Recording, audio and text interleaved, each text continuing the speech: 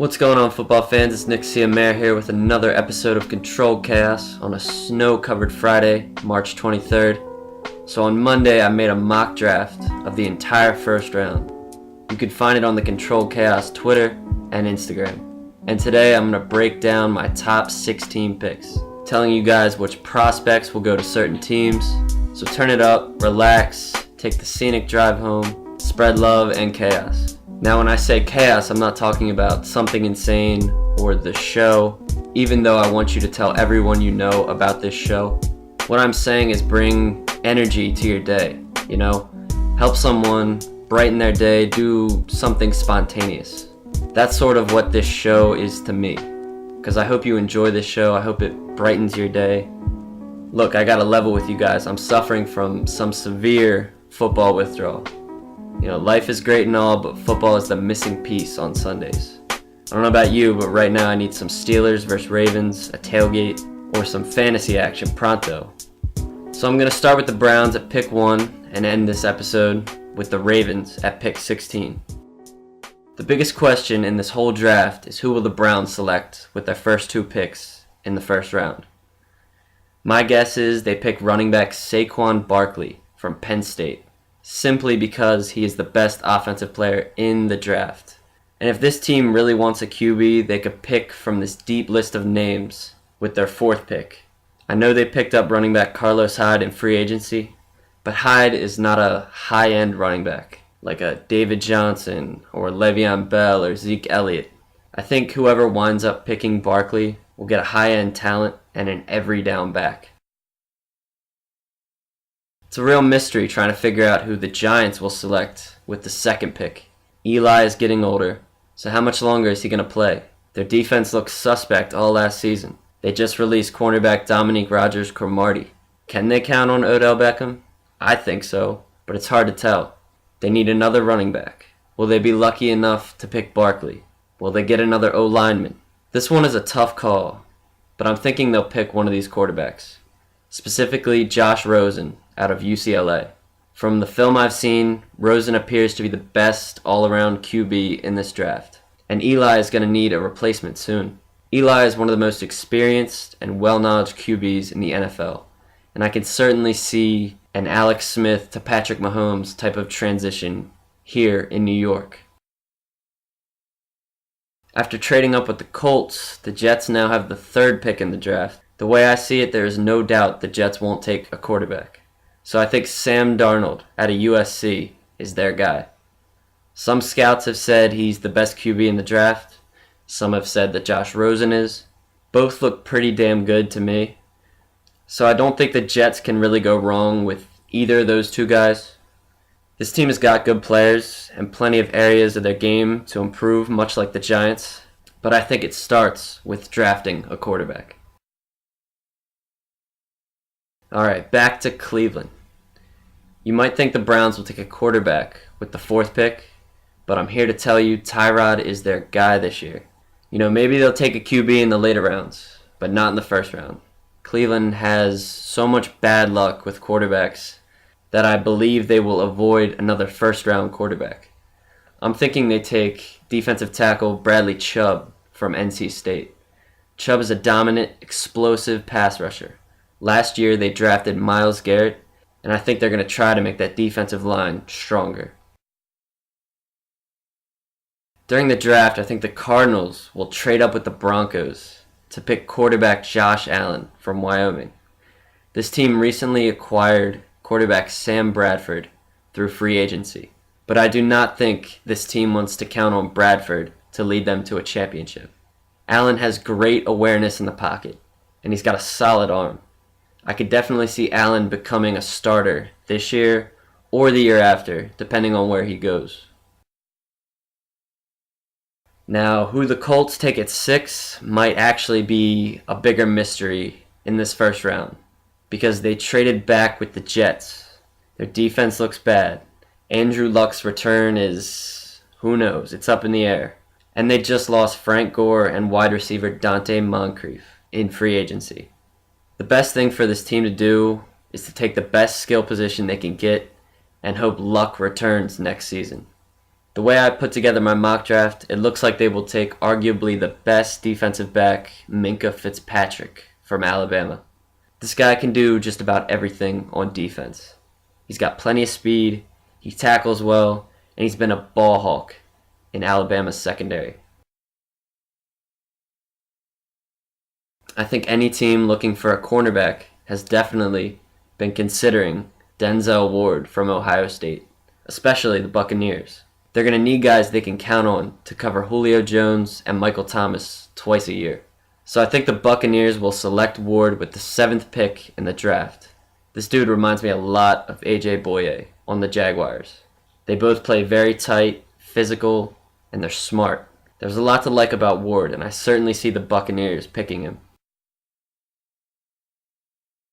After seeing quarterback Mitch Trubisky's performance in 2017, it appears the Bears are looking up. They've been pretty mediocre since 2011, and now they've got a fairly young team with a bright future.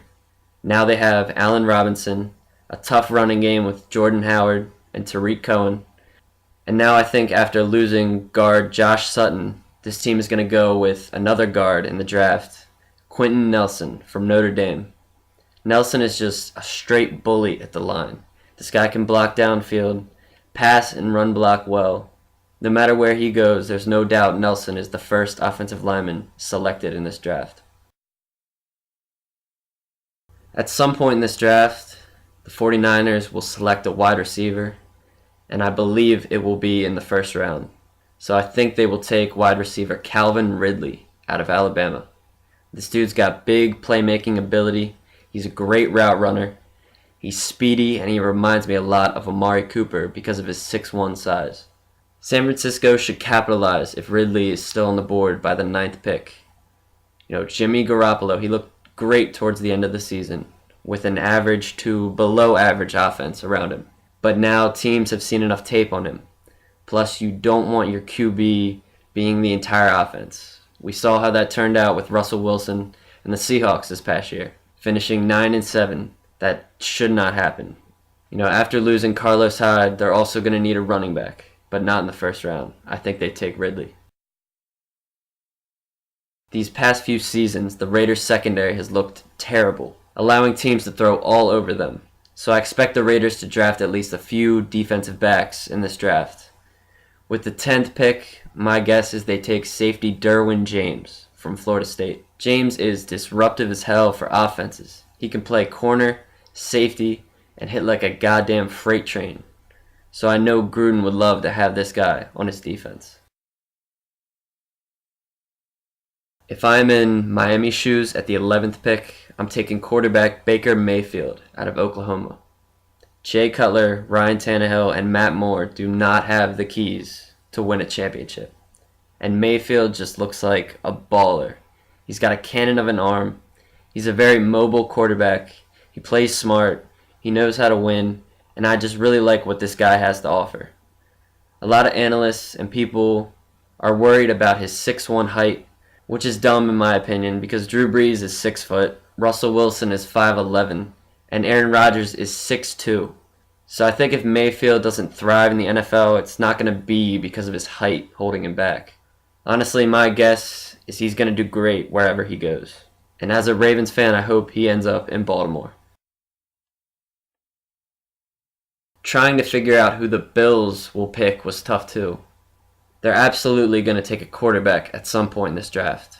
They have a solid defense, but it could be better, and they could use another wide receiver. In my mock, I have them taking defensive end Marcus Davenport from the University of Texas at San Antonio. This guy reminds me of T. Sizzle, aka Terrell Suggs.